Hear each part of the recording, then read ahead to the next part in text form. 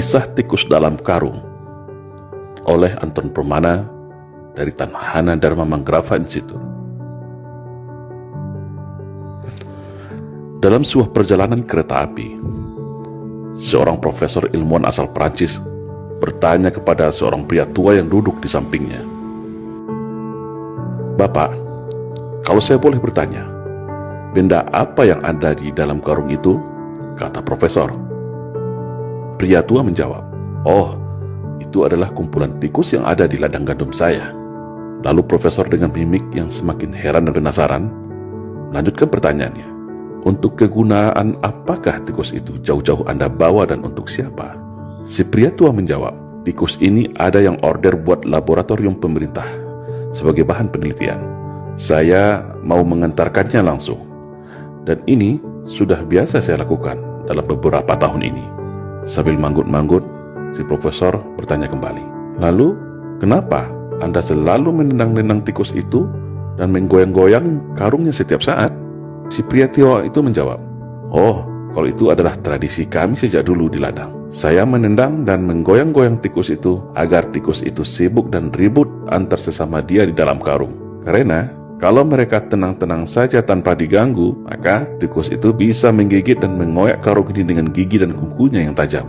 Makanya saya goyang dan tenang terus karung ini supaya tikus-tikus ini lupa kalau mereka sebenarnya punya senjata gigi dan cakar.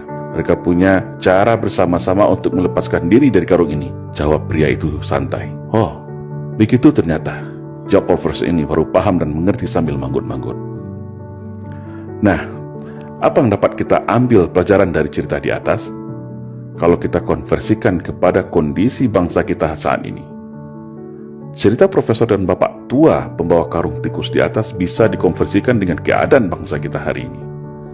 Sebuah bangsa yang besar, bangsa yang plural, bangsa yang majemuk, tapi saat ini terjebak dalam jurang perpecahan yang begitu tajam dan dalam. Ibarat sebuah piramida kehidupan, mulai dari puncak piramida, tengah dan bawah terpecah belah oleh ego dan kepentingannya masing-masing. Apakah ini natural? Apakah itu alamiah terjadi?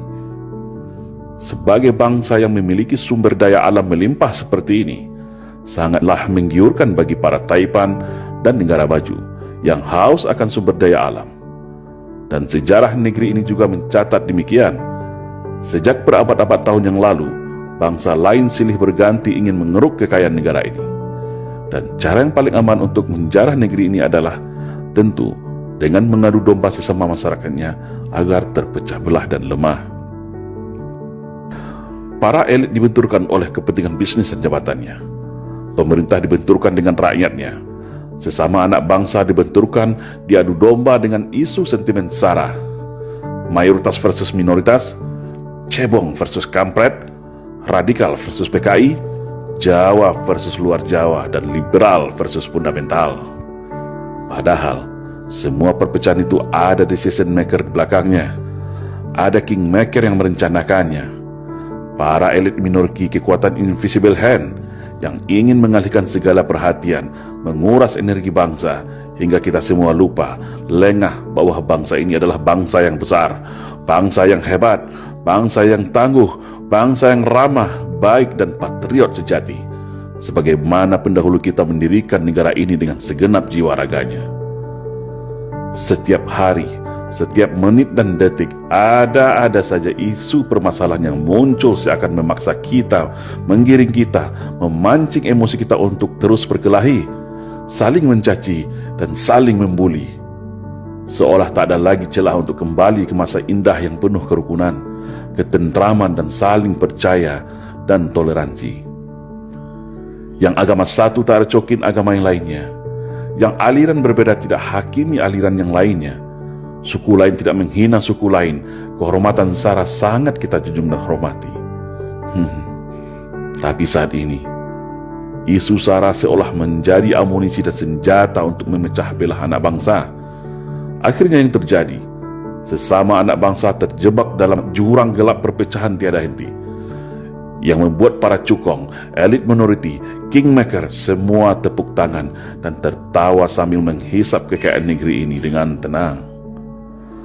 Sudah saatnya bangsa ini sadar akan jati dirinya. Sudah saatnya kita semua paham arti dari semua perpecahan ini. Semua ada yang mengaturnya, dan semua ada yang menikmatinya. Ibarat kata pepatah, kalau kapal pecah, maka hiu yang akan kenyang menikmatinya. Padahal, mereka yang merancang ini hanya dari kalangan yang sedikit, tapi berhasil memecah belah serta membodohi kita semua dengan propaganda dan adu domba. Seperti pria tua yang selalu menendang menggoyang tikus dalam karungnya agar selalu ribut dan lengah. Sekarang, kembali kepada kita semua.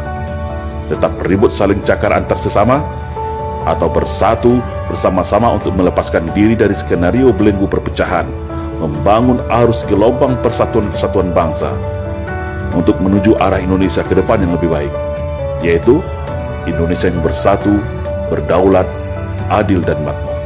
Salam Indonesia Jaya.